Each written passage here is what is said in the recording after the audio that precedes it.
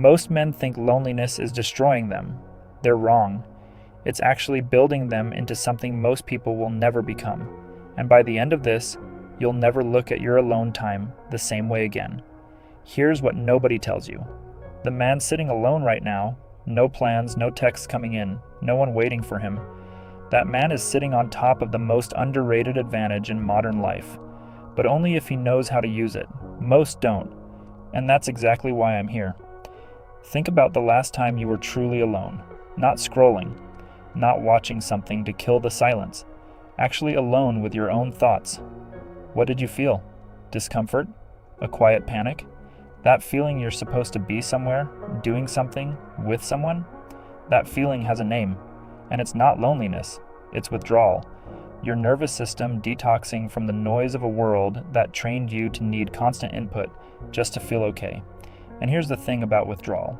It only happens when something had control over you in the first place. So before we go any further, ask yourself honestly, when did you last make a decision, a real one, with zero input from anyone else? Because that answer is going to tell you exactly how much of your life you've actually been living. If you've been finding value in what we're unpacking here, consider subscribing, not for the algorithm, because the men who need this the most are the ones least likely to go looking for it. One tap might be the thing that puts this in front of someone who genuinely needs it right now. Now, let me tell you about a pattern I've watched repeat itself so many times it stopped surprising me. A man ends a long relationship, or he gets passed over, or he just wakes up one day and realizes the people he thought were in his corner were really just in his proximity.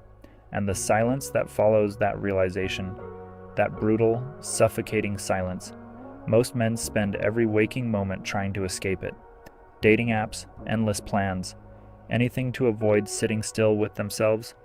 But the men who don't escape it, the ones who actually sit in it, something happens to them that I can only describe as a renovation, not a repair, a complete rebuild from the foundation. Here's why that matters for you specifically. Your brain, when it's constantly managing someone else's emotions, constantly reading a room, constantly calibrating what version of yourself is safe to show, your brain is spending an enormous amount of energy just to maintain the relationship's temperature, energy that could be going somewhere else entirely, towards something you actually want to build. The moment that external demand disappears, your cognitive bandwidth floods back. Men coming out of high noise periods, whether that's a toxic relationship, a draining social circle, or just years of performing a version of themselves for everyone else's comfort, these men almost universally report the same thing. Projects they abandoned suddenly get finished. Ideas they shelved suddenly have room to breathe. Focus they thought they lost permanently comes back sharper than it was before. That's not coincidence. That's your mind returning to you. But here's the part that gets uncomfortable. And I need you to stay with me here, because this is where most conversations about male loneliness go wrong. The silence doesn't just return your energy. It returns something far more valuable and far more difficult to face. It returns your actual self. Not the version that laughed at the jokes you didn't find funny. Not the version that slowly stopped mentioning the things you cared about because they never landed with much enthusiasm. Not the version that woke up one day and realized he couldn't remember the last time he did something purely because he wanted to. Not because it fit into someone else's narrative of who he was supposed to be. That man, the edited, compressed, made-for-convenience version of you, he's not you. He's the result of years of small accommodations that felt like love, but function like erasure. And solitude is the only environment where you can see that clearly. Because in solitude, there's no one else's reality to defer to. There's just yours. Now here is where I want to challenge you directly, because what I'm about to say contradicts almost everything you've been taught about strength. You have been told that needing people is weakness, that the goal is to need nothing and no one, that the strongest version of a man is a self-contained, emotionally sealed off lone wolf who never asks for anything. That is not strength. That is a defense mechanism that got romanticized. Real strength, the kind that solitude actually builds when it's done right, looks completely different. It looks like a man who knows exactly what he needs and is not willing to accept a distorted version of it just to avoid being alone. It looks like a man who can sit in his own company without flinching, which means he can sit in any situation without losing himself. It looks like a man whose sense of whether he is okay doesn't depend on who is or isn't texting him back. That kind of groundedness is not built in relationships. It is built before them, through them, sometimes despite them. And here is the proof the title promised you. Study after study on high-performing individuals, and this cuts across athletes, entrepreneurs, artists, leaders, shows a consistent pattern. Periods of deep solitude, often forced, often painful at the start, precede the most significant leaps in their capability.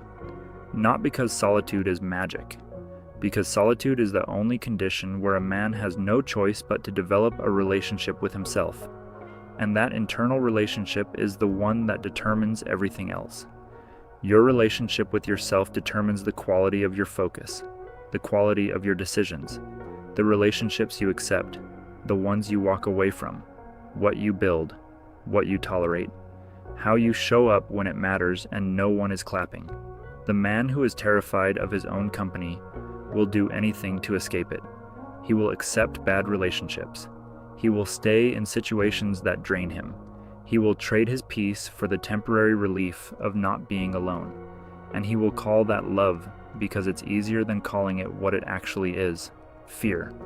But the man who has learned to be alone without being diminished by it, that man has something that cannot be faked, cannot be bought, and cannot be taught in any classroom or any conversation. He has himself, fully, without apology. And when a man has that, his loneliness stops being a wound. It becomes a filter. It shows him exactly who belongs in his life and who was only ever there because he needed someone to be. It shows him the difference between the people who add something real and the people who just fill the silence. And it makes him extraordinarily difficult to manipulate because manipulation runs on insecurity. And he no longer has enough insecurity to make it worth anyone's time. This is what the culture never tells men. It tells you loneliness is failure. It tells you the goal is to always have someone. It tells you that a man alone is a man who couldn't make it work. And while the culture is busy telling you that, the men who ignored it are quietly becoming the most capable, the most grounded, the most genuinely magnetic people in any room they walk into. Not because they performed confidence, because they built it in private. So here is what I want to leave you with, and this is the part I need you to actually sit with, not just hear. Your alone time is not dead time. It is not a waiting room for your real life to begin. It is not something to survive until someone comes along to rescue you from yourself. It is the work. The gym builds your body when it's under resistance. Solitude builds your character when it's under discomfort. The difference between the man you are right now and the man you're capable of becoming is not a relationship. It is not a title or a salary or a city or a change in circumstances. It is the willingness to sit in the quiet long enough to hear what you actually think, long enough to remember what you actually want, long enough to stop performing and start building. The man on the other side of that process is not lonely. He is ready. And readiness, real readiness, the kind forged in silence rather than borrowed from someone else's presence, is the most powerful thing a man can walk into the world carrying. Your loneliness is not the problem. It never was. It was always the answer.